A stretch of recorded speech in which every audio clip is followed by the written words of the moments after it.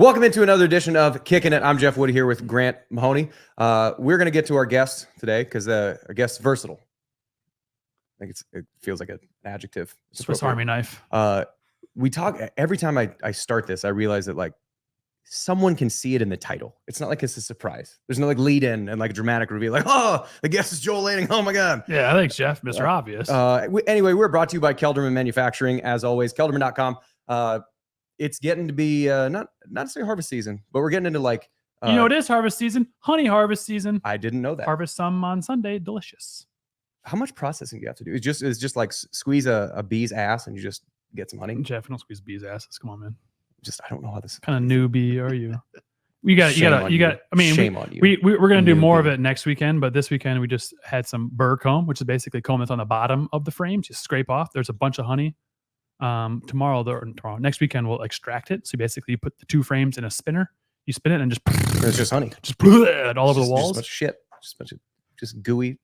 So sweet. So honey is nectar that bees will consume and then in their body. Poop. And then poop. No, they basically puke. Like it's bee vomit back up. Cool. Yep. With enzymes and stuff. So it's delicious. It's honey harvest season. I don't know what flowers are in there, but it feels like there's different flavors that go to the Wild flowers. But anyway, before we get to any more bee vomit, we do have an announcement. So if you've been listening to the Cyclone Fanatic Podcast Network for any length of time over the last couple weeks, 2 weeks, you've been listening over the last couple weeks promoting on Wednesday, July 31st at in Okoboji, the Cyclone Fanatic Golf Classic. There's going to be players there. There's going to be Cyclone Fanatic folks there. It's going to be in tandem with We Will.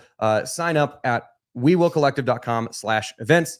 There's going to be a whole bunch of fun to it. It is going to be, again, Wednesday, July 31st, up in Okoboji. If you are anywhere around there within a reasonable driving distance, it will be an absolute blast. We did one last year at Storm Lake. Aiden, Jacqueline was there. Colin Newell was there. And Colin can smoke a golf ball. Absolutely smoke a golf ball. I don't know. It is impressive to see someone that big swing that hard and connect that well with a golf ball. Anyway, wewillcollective.com/events. Anyway, without belaboring anything more, we actually already have our guest in the studio, and this is the first in studio since Darius Reynolds. This is the quarterback, linebacker, Iowa State legend, Joel Lanning. Welcome in, buddy. All right. Appreciate it. We did it. Thank you. Made it through an intro. Got him in. So I think we asked Alexander Robinson the same thing because he was there for 2 coaching changes. You were there for way more than that. You just had 2 head coaches, but you had like 15 offensive coaches. Without saying like this one's better, this one's worse, what were kind of the differences between the Rhoads and Campbell staffs? Because I don't think we've had anybody on that bridged that difference. Like, how would you describe the difference between those 2 styles? I mean, I came in and it was Messingham because Herman had just left, and I think the biggest thing would the camaraderie between the 2 staffs. Like the way I felt was Campbell when he came in. All those guys were with him at Toledo. They all came with him. They were all like D3 guys. They either played college ball together from the same school. And then like Rhoads, I kind of felt like it was just mix and match, kind of found guys here and there. And then the biggest thing that I kind of think where it went downhill was like the Mangino, like getting him out of retirement. Like he didn't really want to be there, I don't feel like. And it just kind of, they were butting heads. And so I feel like that was the biggest difference, was just the camaraderie. These guys had a game plan and knew what they were doing when they came in. And then the other staff was just kind of mix and match guys trying to figure it out, throwing offense together and defense. And kind of flying by the seat of their pants a little bit. Basically that's how I feel. I think one of the things, and we're going to get to the switch to linebacker, because that is, I mean, that's the story. Like that is the thing that you did that like nobody else did, at least to the level that you did it. But I think one thing that might have helped that transition is the fact that you did have to learn a new offense again and again and again. So you didn't have any like deep ingrained trenches of plays in your brain because you had Messingham for 2 years and then Mangino for a year and then switched over to Campbell offensively for a year and then Haycock defensively for a year. So you had basically one repeat year with mess to mess from redshirt to freshman year. And then after that, it was everything. Well, it was actually Sturdy. Mess got let go. I think maybe halfway through the year. I don't know how that got in there. No, maybe it was Mess. God, so you had Mess, Sturdy. It was Mess, Sturdy, I don't remember. Mangino. Yeah, because it was Sturdy took over when Mangino Uh-huh. Got let go or left in the middle of the year, whatever. Yeah. Whatever the heck it was, and then that's when they all got fired. Was after that, but yeah, I mean, new playbook every year basically. I mean, I was a freshman just trying to survive football camp, and and it's like you're basically redoing your career every year, or just trying to get comfortable the best you can, and it's hard, but I mean, it's part of the job. You got to learn it, and when you do it every single day, it's easier than you think. But yeah, I mean, thankfully, when I made the switch to linebacker, it was easier because I knew as a quarterback, I had to know what everybody was doing anyways. In the position I was playing on defense, you got to know what the defense front's doing. Otherwise, you're screwed in the back end because it all ties together. So it was just kind of easier that way. And were you in the 3-3-5 or were you there when it was like still 4-2-5? So it's funny because I learned kind of two defenses a little bit here. So you don't even the 1 year you played defense, you didn't even get the same freaking playbook. Because we started in spring ball, we were 4 down. Okay. And then for some reason, like we started the year out in 4 down too. UNI, Iowa. It was week 3, right? Yeah. Yeah. Played Texas. And then I don't know what happened. It sounds like Campbell went in and said, hey, this is what we're doing. Figure it out. And Haycock and those guys went with it. So we kind of played both. And towards the end of the year, we were just all 3 down front. But I mean, that's kind of how it was. I mean, we did a little bit of it. I don't even remember if we did it in UNI or not. I think we were still 4 down, but yeah, I mean, that's kind of how it just went down. I mean, you just flipped the switch in the middle of the season and it worked. I mean, because we came out that next week, we played Texas and it was Herman coming back. And I remember they were just like caught off guard, because we hadn't shown it to anybody. There's no film. We lost 17-7 still, but I mean, we held our own pretty good for them. Well, and I think that what's weird, especially then, because kind of at media days, I said Campbell was like floating the idea of going back to some portion of 4 down line. And it's July. Like it doesn't matter. Like whatever coaches say, like it's just saying stuff to fit. Well, I don't believe until it's actually on the field. But one thing that's interesting. So what was your, and I'll explain this and I'm like to the audience after this, and Grant, you can ask a question in a second. It's your show, you can head out. What was your playing weight when you were actually, because you didn't have a lot of time from quarterback to linebacker. When you're playing quarterback, you don't want to be 250. When you're a linebacker, it's not bad to be 250. What was your playing weight when you went and switched over to Mike linebacker? So that's a hefty left yet. It's true. Jared Lorenzen, RIP. I was 235 to 240. So I put on maybe 10 pounds. I played linebacker or quarterback like 220, 225. I was a bigger guy. But yeah, I only put on like 10 or so pounds, 235, 240 around there. And, I felt good. I couldn't imagine playing any bigger, honestly. Yeah. I mean, that's how it was. But I mean, the guys that came after me when I was a GA coaching, I mean, they're all 245, 250. Or Orion, 260. Yeah. So, Mike Rose was 255 and running a 4.6, it's incredible what those guys do. But yeah, I didn't put on that much weight. Yeah. And I think the reason why I wanted to ask, so to clarify, this is a little bit of like football dorkedness. The difference between the 4-3 or the 4-2-5 and a 3-3 is the responsibility of the interior linebackers becomes a lot more physical with the offensive line. Like just by math, if there's 4 big humans in front of you to occupy the 5 other big humans, there's just less of a chance that you get one of those big humans. Versus when there's 5 big humans on the other side, you only have 3 now. The odds of you taking on one of those absolutely massive humans.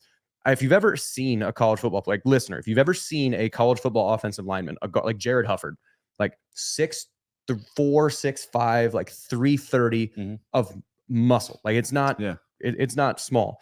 So you went from being a quarterback to being the middle linebacker, which is essentially the guards on either side don't have anybody in front of them. They can just run and hit you dead square in the face. You went from being a green jersey in practice, which essentially says, don't touch me, to being immediately taking on guards, basically unencumbered. Was that an exciting proposition, or was that this is way more physical than I was expecting it to be? Well, I didn't know it until I did it, Of course, I'm just, yeah, sure, I'll do it. Like, when coach asked me and didn't think about it. But then, yeah, I mean, spring ball, I didn't think I was going to survive because I was so sore. Like you're saying, I mean, I never got touched. I got touched 12 times a year and it was on Saturdays. You know what I mean, in games. And then I just, every single day I'm getting pancaked or I'm just running down in there and getting thrown somewhere, just like bouncing off the walls basically. And I remember I don't know if we did it with Rhoads or not, but the way our spring ball kind of worked was like we did 2 weeks and we had a break and then came back for 3 weeks. That's kind of how Campbell did it or whatever, like 1 week. But when we did it, I remember like the first 2 weeks, I was just like beat. Just like didn't know if I was going to survive. Like I felt I was mid-season form, you know? Yeah. And then luckily we got that spring break, so I had a week off and I got to gather myself. But I was like, good God, I don't know. Like, wow, it was bad. And then I also, it's funny, we were doing like a full pads, you know, scrimmage on a Saturday. Like just play it, just go. We'll see what happens offense. And if it's 3 and out, you know, we'll run the 2s and go again. But I remember the offense drove on us and it was probably like a 10-play drive just going down. And we called a timeout or something. And I remember like hands on my knees, just sucking air. And I looked at Coach Veit and I'm just like, wow, you have to be in shape to play defense. Just completely different view. You know what I mean?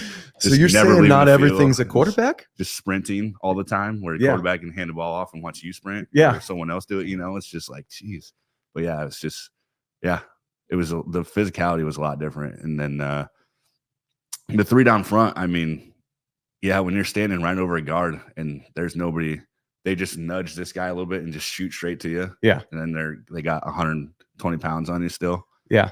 And yeah, I mean, it's because if you go back and watch Coach Veit, I remember in videos like, dude, you're responsible for the A gaps or the B gap here and there. Just freaking shoot it. So I'm just running downhill all the time, you know, just Don't banging think. my shoulders up and everything. Like, good God, dude, I'm not used to this at all. But that's what it was. I mean, you're right. They have a free run at you. That's the hardest part. I mean, every day in practice, you're working on shedding blocks and stuff. And but yeah, the physicality was biggest difference. I mean, like I said, 12 days a year to every single day practice. I mean, obviously in the course you're going against the second team linemen, they're all pissed off because they think they should be playing and they're trying to pancake you. And it's like, come on, dude. It's like, it's just how it was. It sucked, but That's great. Part of it. I'm gonna jump in here. Sorry, Jeff. Hey, Grant. I didn't know you were here. Still here. Just woke up from a quick nap. So walk us through the conversation from going from quarterback to linebacker. What was that like? And I kind of got a follow up to this, but I'm gonna run the show now. Sorry. So walk us. I can go to the bathroom. Walk us through that conversation that Campbell had with you when he approached you and said, "Hey, we want you to play linebacker." Yeah. So I mean, everybody kind of knows at the end of my junior year and kind of slowly just lost my starting position. Didn't play in that last game against West Virginia. And I was, you know, butthurt, whatever you want to call it about it, just mad I wanted to play, you know, and coming back from my senior year, I just didn't know what I wanted to do. So part of me was like, just be done or you can come back for a 5th year and just grind it out. But I just didn't want to stand on the sideline. So I went and talked to him. We had conversations about it. And he's like, so why don't we, like, because I was a good short game runner, obviously. That's what I did, you know, just short yardage, same thing. Yeah. I mean, so they wanted the ball in my hand, but obviously I couldn't play every down. You know, Park is a good passer and Campton, you know, all those guys behind me, whatever. But basically just I went into spring ball and we'd do position drills after morning workouts and stuff. And I would be working with Campbell. Like, we're going to put you as like a H-back, whatever, you know, kind of like what they do with juice check. Yeah. Just kind of run all over the place. H-back's a great position. Yeah. I know, Great right? position. But just something like that. So we did that for a couple weeks. And then Campbell just Brian Mills. I don't even remember Brian Mills. Yep, Mills. He graduated in 4 years and didn't come back for his 5th year. So we had like a position open basically in the middle. And Campbell was like, well, why don't we try it? You know, your physicality. Basically just asked me, do you want to make the switch in spring? And I was like, right before spring ball started. I was like, sure. And like I remember being in the hallway and Tom Manning didn't even know about it. And he's like, wait, what is going on? Because I was talking to Haycock and he had mentioned it, you know, to me. And what? That's crap. You know, I didn't even get to freaking say. I was like, yeah, whatever, you know, just messing around. But that's basically how it was. And then just never looked back. I mean, he just asked me and that was kind of the conversation. Just, you want to try it? So let's see what it's like in spring. And if it works out and, you know, since day one, never looked back. It was fun. It was a blast. So did you ever, kind of a 2-part question here too, like when Rhoads left, Campbell came in, and then when, you know, you kind of got your spot taken senior year and kind of weren't sure what you're doing, and then the switch to linebacker. At any point in any of those scenarios, did you ever think about transferring? No. I don't know why. Me and my brother, we always talk about we're just loyal guys for some reason. It's just I don't like to jump ship all the time. You know, that's good. I feel like that's rare to find, especially in today's. I mean, today's world's a lot different. Yeah. I mean, money talks, right? But I just never thought about it. It's like I was saying, like I would I'd rather be done playing after my 4th year than go try to transfer and like learn another new playbook and try to earn credibility within a program and, you know, learn everything new. It's just like, stay here. I busted my ass with these guys for 5 years already. So what's one more year, or 4 years, and what's one more year? You know, it's a half a year really. Yeah. And so, I mean, it's just, I never thought about it. Never really became an option, and I wouldn't even know where I'd have gone anyways. So, yeah, I think one other thing, not saying about the loyalty piece. This is another, I don't know, selfish agenda. Hi everyone. Is I think one of the other things about making a switch that I think led to your capacity to do is just being athletic. Yeah. And that athleticism wasn't just like the Lord Jesus gave you athletics, which you and your brother are, you know, your brother played college baseball, but you also played baseball and wrestled and played football growing up. So that wrestling and linebacker. Wrestling. No, it's wrestling. Sumo wrestling. Almost the same. But wrestling and linebacker are not that different. So when the idea was floated to be like, hey, you want to play defense? It wasn't like you were just like, well, I mean, I'm a big guy and strong. I guess it'll work. It was the fact of like, you understood kind of how leverage worked. Yeah. I don't know if you feel like that experience with wrestling did pay off as much as I imagine it would. Oh, absolutely. 100%. I mean, you're basically double legging everybody for trying to double leg or a single leg, whatever you can do, right? Any way to get them down. That was my mindset. You know, I was an aggressive runner. I wasn't afraid to try to put my shoulder down and run over a safety or a linebacker or something also. And I just was thinking, okay, go put your face on somebody's chest and see what happens. And a lot of times I got put the other way. But I remember my first time going through the hole against you and I mean, the whole freaking, like you're driving a semi through it, right? Just wide open, and I didn't see the polar. Oh boy. Right to me. Oh boy. Got me. That's a large human too. So yeah. And then just you have your head on a swivel at all times, you know. But learn that real quick. But yeah, I guess that is different because this is another just inside football thing.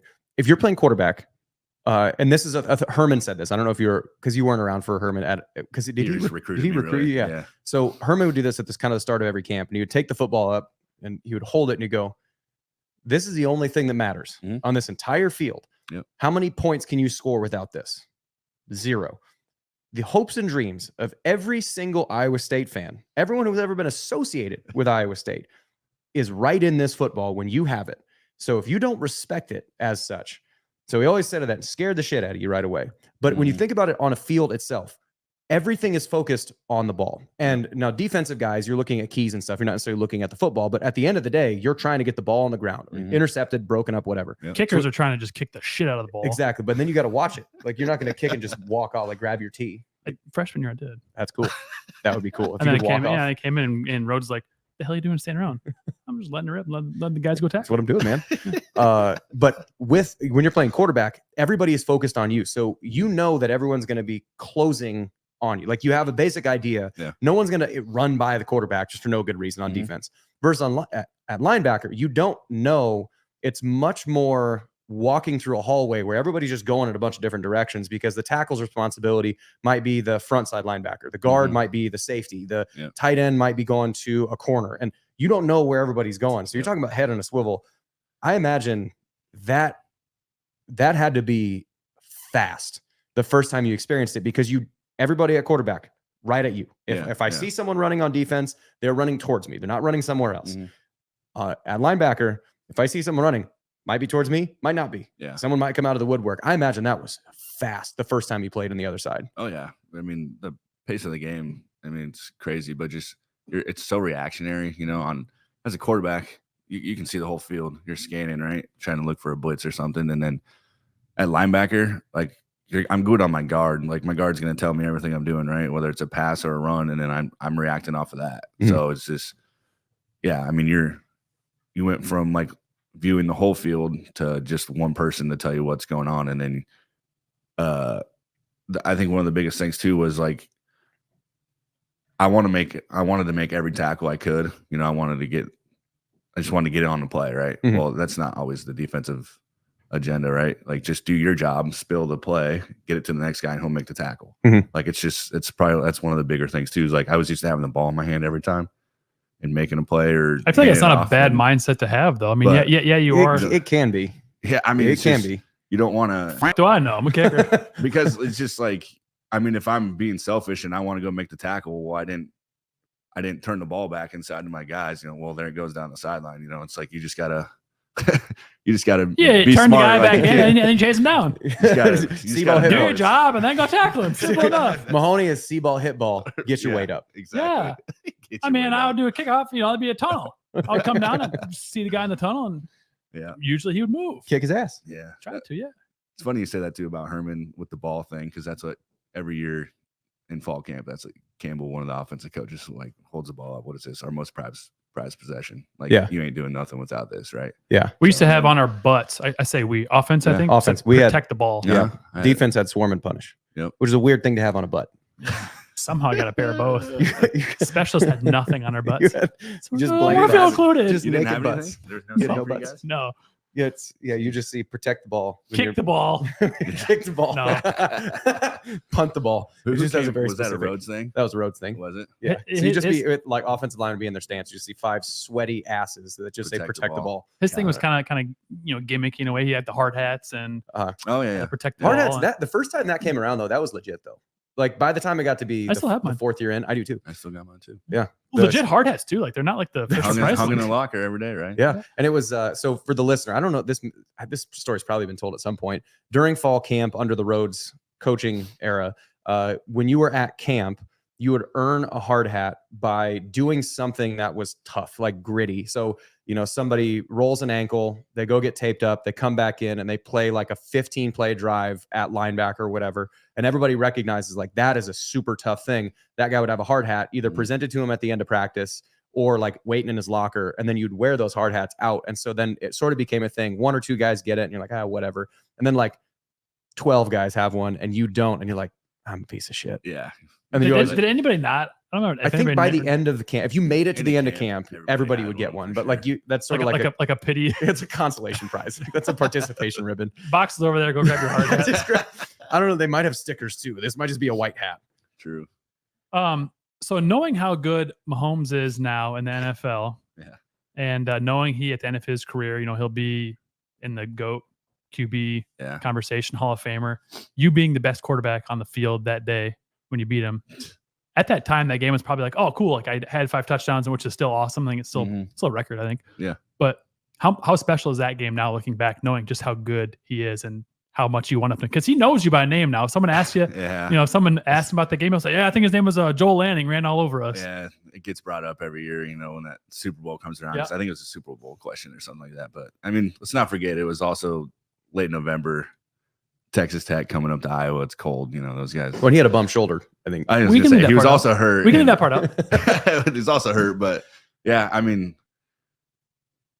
Campbell and those guys had a good game plan, man. I mean, we were just running short yardage plays, and I was just breaking them. Because were you linebacker at that point, or were you playing quarterback still? No, that was my junior year. Okay. So I was quarterback. That's when I had been phased out as a starter, but I was still doing a heavy dose of short yardage running and just running plays here and there. And we were kind of subbing in and out. I mean, I threw a couple passes in the game. But yeah, I mean, Sam Buckner was the hero of that game, or unsung hero. He was making every block for me and just crushing people. So those guys are great. Fun. Like I that's what I love about Campbell's regime, is that they always have just a hard-nosed dude who doesn't get credit unless like you're looking for it, like Steve-O, Seed Buckner, Jared Russ. Like they always have those kind of guys that gritty, hardworking. Just Jim Rat, coachable. Going down first one in, last one out. Kickoff on Kansas and splitting your head open, getting staples, and getting back in the game. Deceptively quick. Seed Buckner was pretty hard-headed. Yeah, but I love having like someone like you in the game who like they probably think you're in there for short yardage, but then you stop and pop or whatever. Yeah. Like I would say it's got a guy now, Tanner Hughes, who's a JUCO quarterback who's I don't know if he's built like you, but he's a bigger guy. Yeah. That I think they had some packages in for him for like short yardage, which I think that'd be great because then the defense is expecting short yardage and do a little pop pass forever and off to the races. I'm not sure where I'm going with that, but football season's here, man. It's almost here. I'm ready. You're just so geeked up for it.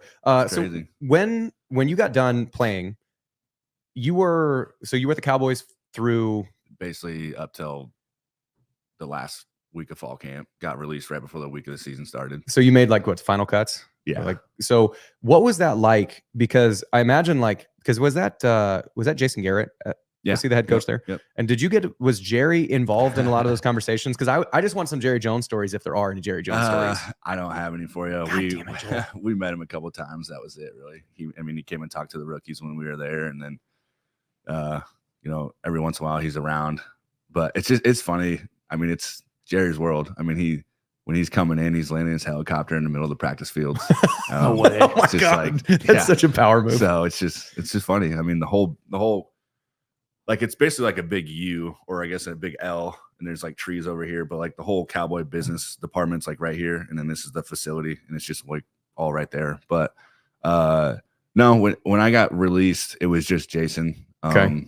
Jerry wasn't in on him. I mean, he could have been on other ones that were, closer to making the team and not making it, or had to say. I mean, I'm sure they're all talking who's doing what. I mean, the Cowboys, they go out to Oxnard, California every year and do fall camp. I don't know why, but it's a pretty cool place. But it's like 75 degrees every day, like no humidity. It's freaking awesome. Not Dallas, right? Yeah, not Dallas in exactly. August. And I think that's why they do it, to stay out of the heat. Yeah. But every day, so they have 2 practice fields, right, and in the middle they have like a giant grandstand, and it's Jerry Jones and his what's his son's name? Can't think of his son's name. Jerry Jones Jr. I think. No, there's he does have a Jerry Jones. Anyways, there is all the scouts and everybody are standing right there, and I mean they're with their clipboards watching. And I mean, everything you do, you're getting everything you wear. I mean, that's what they said. You're getting rated on what you're doing. I mean, it's What you wear? Yeah, I mean, if you wear this guy's shorts are too short. I mean, just like if you're wearing something, you're supposed to be wearing team stuff, and you're not. There's just a notch. That's just an example, But yeah, I mean, we got to meet him, but he wasn't in on. I mean, it's just is what it is. They make you pay for your jerseys though when you leave. No which shit. Sucked. Yeah. Really? All right. I wasn't gonna let it pass. Yeah, you got to go go back. jersey. Come on. But yeah. So when did you kind of assume you were playing with house money, as far as like maybe I'll make the team, maybe I'm not, or did you have a dream that you were like, I'm gonna make this for sure? Like where did it fall in that? I mean, I kind of felt like I was more house money. I mean, to be honest with you, I had 1 year. Basically, they're going off of athletic ability, and I mean, when I was there, I mean, I was basically, my mindset was like, so that draft class was Leighton Vander Esch, then the first round pick, Pretty good, and then they can't think of his first name. His last name was Covington. They drafted him in like the 6th. He was out of Indiana, and then they had like Sean Lee, and they had Jalen Smith and a couple other guys already there. So it was more so like basically we were fighting for like one spot, and there's 10 of us in there, and already 6 on the squad. They're fighting for a 7th linebacker basically, and my mindset was basically just trying to play special teams, like trying to do everything I could, learning the kick step on the drops because it's a lot different than college, and kickoff, and just never done it. I didn't have to do it. I did punt in college, but wasn't anything crazy. And then the guy, for some reason, the coach, I can't even remember his name. He was the assistant coach, but he liked me. Was the special teams coach special assistant Jim Fossil, or was he not there yet? I don't remember. I'd have to look at it, but yeah. Anyways, he was trying to teach me how to long snap, so I was trying to do that too. So my God, I'm like trying to learn it all. I'm just trying to make the squad, and that would be great. That's why it was more so. I mean, I had a great time, but when I knew that they had drafted 2 guys, they were kind of the only team. There's a couple teams that invited me to camp. They were the only ones that just gave me a couple grand here and just, hey, come down to fall camp, see how it goes. And it was a great time. They all liked me. I had good times. I had to sing Ring of Fire in front of the whole team. Cool. Had to sing a couple other, Can we hear it now? Standing on a chair, no music in front of everybody. And then if they like it, you get a clap. If they don't, they throw water bottles and crap at you. So did you get a clap or a water bottle? I got a clap, but then Sean Lee thought it was funny to make me go up and do it like nightly, because it's every night they call up a couple guys here. Oh God. He would have me go up, and as soon as I stood up, got your ass. People were just chucking shit at me, so it was fun. But I mean, I just can't. I mean, that's their little hazing that they do. It's not even hazing, but yeah, it's just fun. Some fun for the rookies. Some of the, I mean, it's fun though. Some of the guys are actually good singers, and they can get some guys going, entertainers. But it was a good experience. Good experience. That's fun. And then after Cowboys, you came back and coached for a bit too at Iowa State, didn't you? Yeah, I was 2 years, basically quality control the first year, and then a GA the second year. What's the difference? GA, you can basically coach, like you can be involved on the field and have a headset. Like quality control, you're basically like the guy on the sideline charting shit, and that's about it. You can't coach. Yeah, I mean, air quotes, heavy air quotes for the listener. Exactly. But I mean, it was great experience. I mean, the quality control I enjoyed more because I didn't have that much responsibility on Saturday. I could kind of enjoy the game, but when I was a GA, you see how they work on game days. You're on a headset, hear what they really say and how they're thinking and everything, and it's wild. Because you're there. I mean, you're still there. Like, oh yeah, I mean, long after the player, like probably there longer than the players. Oh yeah. We were there when the coaches are there. So we were there at 6 a.m. and didn't leave till 10 o'clock at night. So pretty much it. Yeah, it's you're working their lifestyle. So that's a grind. Yeah, it sucked. Which positions were you coaching? I just linebackers. Okay, and then what were the kind of the guys that you were coaching, like Mike and Orion? Like, who were the guys that you were helping coach when you were there? I mean, those guys basically: Jake Hummel, Orion Vance, Gary Vaughn, who was just Mike Rose. Trying to think, Steve O'Klotz. He was actually he was a linebacker when he first got there. Let's go. Was he skinny? Like, was he just, or was he still kind of a thick guy? Because he's a big dude now. Yeah, he wasn't that big. But he was just trying to figure it out. Just a young freshman trying to figure it out, and he's obviously doing good for himself now. Just some of those guys. I mean, Coach Veit would let me work with the inside guys a little more, and he would go with the Sam linebacker, the outside, because there's a lot more. What you're looking at for a receiver instead of just inside guys. So he would let me run some drills on the inside. And, but I mean, it's crazy. Things go wild on the headset. Wild. So what do you mean by that? I mean, they're saying anything and everything, and just the situations you get yourself into. It's like, oh my God, what are we doing? How do we do this? And so how do the headsets work? Probably a dumb question, but like obviously offensive guys are probably just listening to offensive guys, defensive guys just listening to defensive guys. Is it like all the defensive guys are on one headset, or is it? So when we were on the field, everybody was like, channel 1 was the offense and channel 2 was the defense, right? And then there's a couple others. Campbell goes back and forth. But yeah, I mean, basically, the situation. Someone upstairs is always telling the yardage. It's 3rd and 8 or 2nd and 2. Blah blah blah. And then Haycock's thinking of a play. Anything you guys like? Blah blah blah. And just kind of give ideas, and then he decides. Is it constant? Like, is someone talking at all times, or is there ever? Oh yeah. Is there? This is from having been the play calling quarterback. Mm-hmm. And granted, it's signaled off the sideline, but you're calling it to a point. The play calling linebacker, and just talking about headsets. Do you feel like it's going to be a substantial benefit to, other than like signing stuff in? Because now guys can use the microphones are going to be available until 15 seconds of the play clock. That's right. Which do you feel the offense or defense is going to have a better batch of information, and like that's going to be more useful? The Mike linebacker who has got the helmet, or the quarterback? Which one do you think is going to get the greater benefit from it? I mean, I think they're the same position. They're telling everybody anyways. Like the Mike linebacker calls the play and the quarterback calls the play too. So it's to advantage of them. It's just how they use it. I mean, I remember we had it in Dallas, and I had a headset. You were the green dot? Yeah. Okay. A couple times. And I remember telling me, or the coach on the sideline was like, hey, be ready for a spot route, like right by you. I mean, he obviously knows what he's doing. He's studying. It was right there. It's like, I just didn't make the freaking interception, but I mean, I got the tackle. But I mean, it's just like things like that. If they can recognize a formation they're in and can help you out and like, hey, just be ready for this. And then, that's just an example. But I mean, the quarterback, shoot, that's like valuable as can be, because you can get a play and you can still signal quick and they can just talk to you. Say, that's true. This is what's going on. We used to have like 1-word plays, like we called them mascots, just 1-word plays. You yell at a play, everyone's like running to get lined up, and then that's what we're running, right? And you could just do that, just get in a formation, and they could line up to it, and then you could say, tell Rocco, hey, switch it to this, or 17's playing over the right side. Make sure you get a glance here on the second one, whatever, exactly against what the defense is going to be.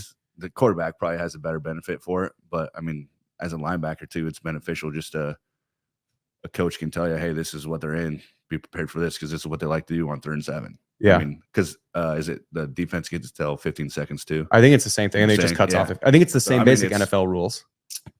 Yeah, I mean, it's beneficial. Definitely helps if you can get a play in quick and talk to them. I mean, it's also could be, if you mess up, they could just be screaming at you for the next 20 seconds or whatever it is, That's awesome. They're so pissed at you, but I've got to imagine there's gonna be a lot of hurry up this year. I'd like the false hurry up. So like there's going to be a lot of hurry up, I imagine, because if it cuts off at 15 seconds or at the snap, then the defense has just as much in their ear. So if they run hurry up and they're in a 3-by-1 with a tight end on the left, coaches on defense know what that's going to be. So they're not going to run that up, and then defensive coach be, hey, spot route to the left, just watch number 13 or whatever. Yeah. Versus if you go that faux tempo where you'll see the quarterback kind of like flash his hands, then at that point, if there's still 25 seconds left in the play clock, you got 10 seconds where they can either call a new play or say, keep it, watch the safety. You got a good matchup on the right side, yada, yada, yada. Yeah. I mean, it's, they could even still like say Rocco hands off to Abu and he's gone for 10 yards. As soon as Abu gets tackled, they could call another play. Rocco could be yelling it out, and as they set the ball, as soon as they set the ball, he can snap it and go. I mean, you could do it with signs. I've always been a big proponent of I don't really see the signaling going away that much, though. I mean, like to who this benefits is like Iowa, because they don't huddle. Like you basically don't have to teach the quarterback signals anymore, because then they used to look for signals and then he'd go huddle and tell a play, like just tell them to play and then repeat it. They might be quicker as an offense. I don't know. No, they won't. Who are we kidding? But just like examples like that. But I mean, like Campbell, those guys, they like to go fast. So it's just like, hey, Rocco, blah blah blah. This play, go yell it and just go. I mean, so it takes the signals learning out of it too. If you don't have to. I mean, because shoot, that was a playbook in itself back in the day. Yeah, Oof. We would stay with Herman. We'd stay after every fall camp for like 10 or 15 minutes and just go through signals and you just have to yell it out. It's like you're teaching a group of second graders like the words, like see, spot, run. This is 7. This is shake. Yeah. That's the best part about defense too. Basically just one word. Just, you know what you're doing. I'm glad I didn't have to know any plays. Yeah, you just kick ball, man. Kick left. Well, you didn't have to know fakes. Yeah. You know the green. I created the fakes, so I should know the fakes. You drew them up. I was the one that drew them up. I would. We're kind of getting on like 40 minutes worth, which is about. Is it really? Yeah, already. It's just so much fun. We still can keep going for another 3 hours ish. 2.5 now. So after having gone through a zillion different position coaches, a zillion different positions, a couple different head coaches, were you to be recruited out of high school again? Would you want to be recruited as a quarterback and take the same path, or would you want to start at linebacker, or would you want to essentially like force your way into staying at quarterback? Like, what if Joel now could tell Joel 18-year-old what to do? Which path do you think you'd take? Play baseball. I was going to ask you, if Iowa State had a baseball team, would you have tried to play both? Yeah. Oh yeah, Nebraska wanted me to play both coming out of high school. I just didn't know if I was. That would have been sick. Want to do it. Shoot, what was his name? He was Herman's OC at Texas for a year or two. No, Beck. Beck. He was the guy at Nebraska when I was getting recruited, but basically it was just like, you're playing quarterback, like we want you here in the spring, but if you're playing baseball, it's going to be kind of hard to earn a spot on the team when you're over there playing baseball when the spring ball's going on. So I was just kind of didn't know if I wanted to do it. But did the Iowa State baseball club team ever reach out to you? No, I should have done it. I mean, shoot.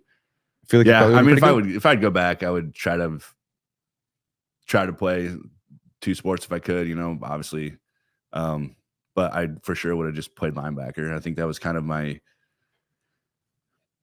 biggest mistake in high school was I only played quarterback and they didn't want me to get hurt, which understandably, right? Whatever, but just kind of hindered my recruiting a little bit. I mean, I played it growing up my whole life and even in 8th grade. And then just when I played varsity as a freshman, was quarterback. So they're obviously not going to play both ways. We had a couple guys do it. Aaron Jarash, I think he was a couple years before me, played cornerback and quarterback, but just that was my biggest regret, would just be to try to play both ways.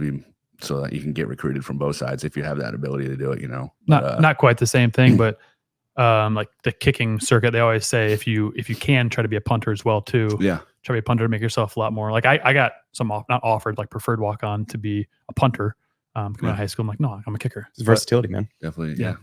Valuable. I mean, it's like in the NFL. Yeah. And everything you can do is more valuable. So can you long snap and also tackle? Those 2 things.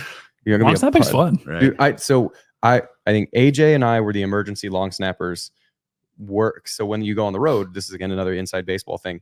So you only travel 55 55 Yeah, it's 55 like travel roster, yeah, I think. 53 or something like 53 that. or 55, something like that. So you only travel a certain amount. So if you're at home, you can dress a higher number. That's like 90 or something like that. Yeah. You can have enough that if you have a long snapper and a backup long Are you snapper. talking college? In college. It's I think it's 55 or 70 or something like that. There's it's a bigger number. There's a limit, but there's still a NFL. limited number. Yeah. That if you have a bunch of linebackers or a bunch of safeties, a bunch of guys play special teams, you have a long snapper, and sometimes you have a long snapper and a short snapper. Long snapper goes to the punter, short snapper goes to a field goal or an extra point. And sometimes there's two different guys, and if that's the case, and you have those two in travel, and they are each other's backup. But sometimes, like Dakota Zimmerman does both, and great, Gray Mountain Zimmerman. But if you don't want to then waste one of your travel roster spots on a backup long snapper who's not going to see the field, when you could have like a backup corner who's going to be on the punt team or whatever, they sometimes will just have like an emergency long snapper of like, just in case the starter gets hurt. So I think AJ and I were the emergency long snappers. Luckily, we never had to do it because neither one of us was that good. But no, you weren't. We weren't. Could have got the job done if you had to, but probably not. Wouldn't have been. Probably would have been blocked. It's not 14 yards. Snap it. Keep your head down. Arms out. If I'm gonna make a block, I'm gonna use the back of my head. It's the safest place to block with. Right. Yeah. You got anything? No, you had questions written down. What? You had questions written down? Yeah, I did. And you asked a bunch of them. Yeah, cool. I was going to ask about Travis Hunter. A lot of people are comparing Travis Hunter to Joel Lanning. Some are saying Hunter's not quite as athletic. Yeah, they're saying that he's doing his best Joel Lanning impression. To that, I say, no, you're not. Too bad it's not true, but yeah, I mean, he's fun to watch. I'll tell you that. I wish we played him this year. Huh? I wish we played him. Oh, I know. Yeah, shoot, it'd be fun. I remember though when they played TCU last year, that first game, I was glued to the TV and just watching him. Because interceptions and laying out like 100 snaps. Yeah, and something like that. TCU, it's also 100 freaking degrees. Yeah, so it's just crazy how that. I mean, yeah, it was wild. So I think I don't know. I don't have anything left in the bag, but I feel like we've gotten fun conversation on Joel Lanning. Anything you want to say? Anything you want to ask? Anything you want to talk about? What are your thoughts on college football? A new college football video game? We were talking earlier before I think we started, but definitely make me going to buy a new console. Right. I mean, what are you going with, Xbox or PlayStation? Probably PS5. I had a PS4, so PS4 hasn't been turned on since my son was born, and he's 3, so it's been a while. There you go. I don't even know. It's probably just covered in dust. Yeah. So it doesn't even work anymore. Yeah, you can sell and get some money for them. Sure. They don't even sell games anymore. You got to buy it online, or you just download it to the system. I'm pretty sure. Way. So yeah. Oh wow. I'm old enough that in my freshman year of college, I had a Nintendo 64 and an Xbox, like not an Xbox One, it was a regular Xbox. I had to sell both of them because my GPA my freshman year was 2.7 because dummy. Jeff. I did not have the capacity to resist that thing. I would just it'd be like 2 a.m. and be like, shit. Yeah. I need to go to bed. I got way too much stuff to do. So I had to get it. And I haven't gotten one since. We would have, I don't know what the PlayStation was then, PS2 maybe? Probably. PS3, whatever it was. And I mean, we would download the rosters because they didn't have the names yet. So we download the rosters. Just offline. Yeah. But we'd also have an N64 and we would do drunk driving. So what we do is, you know what that is? I know what that is. Yeah. Mario Kart. You know what drunk driving is? Mario Kart. And you have to finish like a case or something between like the 4 of you. So you're just drinking while you're driving. We're playing Mario Kart. Yeah. Mario Kart. Don't drive drunk, kids. Unless it's on a Nintendo 64. Yeah. That's great. Mario Kart. College. Yeah, that was basically my senior year was because I had graduated. Yeah. I was just taking some BS classes just to get through. I was online. So I was go home, play video games, work out, go to practice, come home, play video games. Go to walking class. Play Call of Duty and crap. What a great life. Yeah, it was nice for a semester. Meanwhile, you're getting your neck snapped in. Yeah. At linebacker. Could take care of your body a little better. Yeah, a little bit. So well, thanks for coming on, Joel. Yeah, man. Yeah, blast. we appreciate having us in. Yeah, good time. Thank you to all of our loyal listeners. As always, remember, adopt, don't shop.